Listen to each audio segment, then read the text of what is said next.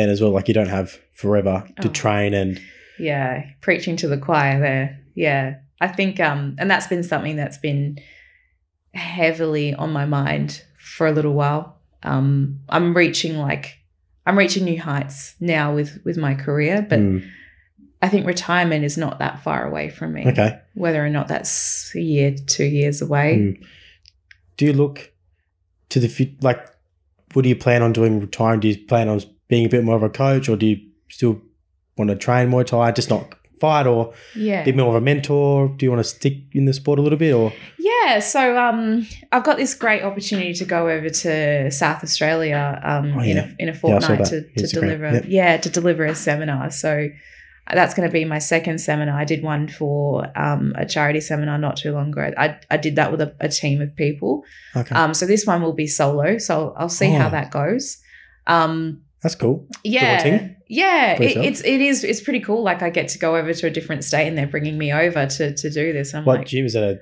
Gym's bringing you over? Yeah. So Young Lions Muay Thai in South Australia. He's actually the owner of the gym is the WMO president. Oh. So he wants to bring me over. So I guess long story short, yes, I want to be involved in Muay Thai one way or another when I retire. In what capacity, I'm not too sure yet. But you don't spend your life in something, spend 10 years of your life in something and just cut everything and walk away. I will definitely train for sure. Yeah. Will I coach? I'm not too sure.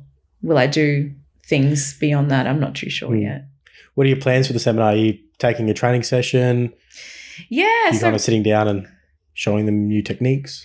A bit of everything. Yeah, okay. So, it's really just about, I'm not going to try and teach them basic stuff. It's more about, okay, why do you guys want me? Like you could have got anyone to run a seminar. So it's really just talking about what I've specifically used in my career, what I've used in fights that have helped me and just teaching them. That's cool. Giving back is always a humbling, like a nice feeling. Yeah. Isn't it? Yeah, it is. It is. And I think for a lot of women participating in Muay Thai, to get the perspective of another woman that has done it for a long time is really important. A role model. Yeah, definitely. Yeah, when is that? Sorry? Is that? That is June 12th. So that's not too far away. Yeah, 2 weeks away. They'll be in camp. Yeah, so I was actually supposed to go over a couple of weeks before my fight, my last fight, and it got cancelled because of COVID. We went into lockdown. Oh, here we went in WA. Yeah. So I couldn't actually get over the border. They wouldn't let me in. I said no. But yeah, so it's been rescheduled for June. I've had trouble because I'm originally from SA, Adelaide. Oh, are you? Yes. And during when we had the first lockdown, I think it was in February. Yep. February or January, whenever it was, that early one. That's when Casey was originally coming to move over. So I was going to fly to Adelaide to help her pack a bag and we were going to drive over. But everything was we weren't allowed to travel or anything like that. I wasn't allowed to go back to help her. But luckily, I didn't go because there was enough room for me in the car anyway because she packed that much. Oh, shit. Standard. Yeah, standard. But yeah, so lucky because I would have been crushed up against the car. Yeah, for what, 12 hours? And the rest. I think she was doing from Adelaide to here. She's doing 8-hour intervals. I think it took her 3 days. Oh, jeez. So, so the fourth day she came here, but so 4 days driving, 3 nights she had to stay over. So did she have to leave after the lockdown? No, so she was able to come no worries, but I couldn't go over to help her. Because I guess if you're driving because by she's coming from a low risk. Adelaide. Yeah, okay, yeah. Coming here from Adelaide, which was fine. Yeah. But I wasn't allowed to go back because it happened and I actually rescheduled all of the accommodation to come forward because I was like, if I could get out of here tomorrow and I can get to Adelaide and we can leave it earlier and still arrive when everything's locked down so I didn't have to miss out on work because originally I took 2 or 3 days off work because I was going to be traveling.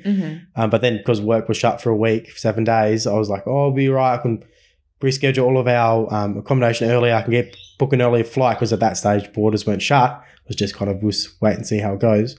Yeah. I'll be able to change everything and we can schedule arrive and then lockdown's over. I'd have to sit inside for 7 days and, wither away my sorrows because it's so hard not being able to because once you get to a habit or something, just training, it's really hard to not train. Like he's sitting there going, you feel sorry for yourself. You do. Anyway, I rescheduled everything for her, and I was like, don't worry, like you didn't have to call up any accommodations. I did it all. And then the next day I was just about to go to the airport and got a notification from Virgin saying SA's border shut. Yeah. You can't travel. And I was like, whoops, sorry, you're going to have to drive myself. And then she's like, oh, now I have to do all of this so much early because I was a couple of days, 3 days in advance. I pushed everything up. Anyway, it all worked out for the best. Yeah, geez, that would have been a long 3 days then. Did it? Right? Yeah. But she had a little puppy, so it was all right. Oh, yeah, true. Did it, so funny how they keep you company. I know. It's so weird. It's so funny. Was it hard for you over the lockdown periods and even the longer one, the first lockdown, the really long one we had? Was that hard to keep training and to stay a little bit motivated? So that first lockdown that we went through was, last year. To be honest, no. Like we had the live classes on at CG. Like you probably would have known about that. So I put my hand up as much as possible to actually take them. A bit of extra. So it got me out of the house and it got me training. And I would run and I would do that sort of stuff. So while the training wasn't amazing, it wasn't to the same extent that we normally would. I was still training. Yeah. So important, isn't it? Oh, like just as soon as you sit still, especially someone who's really active and they just sit still, it's hard. The body just goes into breakdown. It does. Breakdown don't need what you're using. It's going to break it all down. And after a week, it's just like I get in this mindset. It's like, well, I haven't done it for a week. I can't do it anymore. Yeah. Why should I do it anymore? I've lost all my strength. Yeah, it's a weird mindset, and it's so much harder to get back into it. It is. It's all or nothing, which a lot of athletes are. And momentum. I say it's like a momentum builder.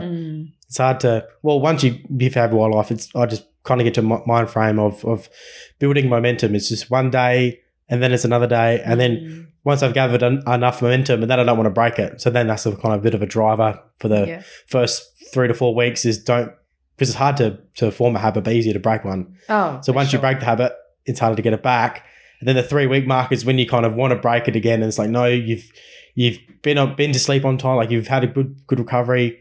You've been on a really good diet, 80% of your diet the last couple of weeks. Don't go off and go and get macros. Don't get that thick shake. You don't need it now. You can wait for it for another